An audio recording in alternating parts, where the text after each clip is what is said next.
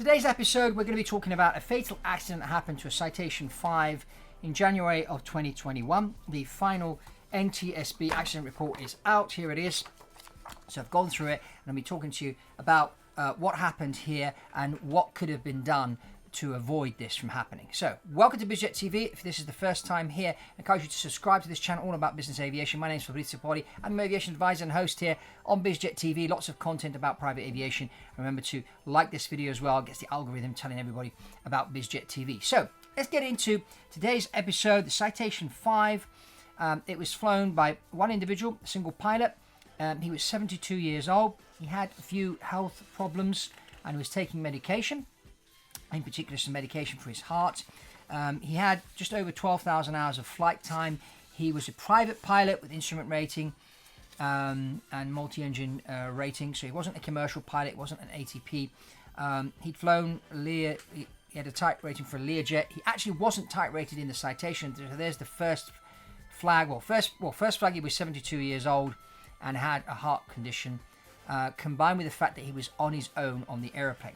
The next flag is that he was not type rated on the aircraft. He'd been to a place in Arizona to do some training, and he trained for a few weeks, and they said he was struggling. He hadn't completed his type rating yet, but he bought the aircraft. New Garmin avionics were installed on the airplane.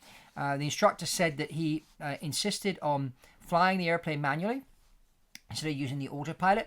One of the things that you learn as a professional pilot is to use the automatics. Now, using the automatics doesn't mean that you're not a good pilot. And I'll give you an example. When I was doing a lot of night flights, and I was based in the Middle East, flying 737s, a lot of the times, you're coming back after a night flight, you've been up all night, and, you're flying 9-10 hours. And on my way back, if I was flying the sector, I would test myself and see, even if I was tired, how I would do with the landings. And then I figured, you know what? I think the autopilot's a lot better at landing this plane than me when I'm really, really tired. I don't want to risk it. So I would just let the autopilot do the landing.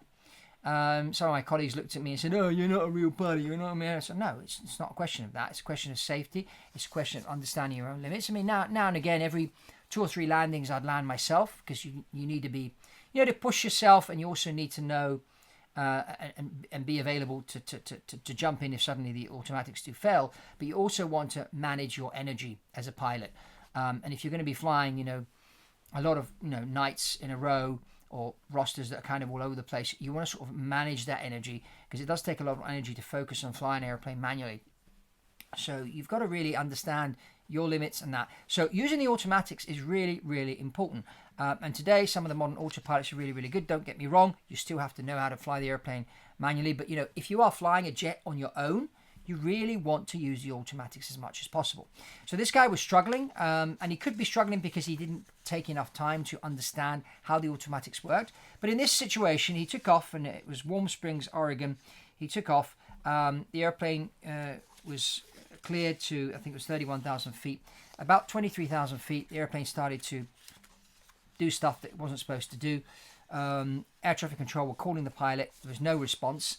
So obviously he and then the airplane fell out the sky basically and crashed into a mountain. So he was obviously incapacitated. He shouldn't have been flying that airplane on his own in the first place. He wasn't qualified to do so. He should have another pilot with him. Also, if he had been qualified with the type of medical condition that he had, he should have always been carrying a second pilot. And also, I don't think you should be going for type rating in a jet if you don't have at least a commercial pilot's license. And also, you should be training in that jet in the simulator, not in the airplane. Because in the simulator, there's so much more that you can do.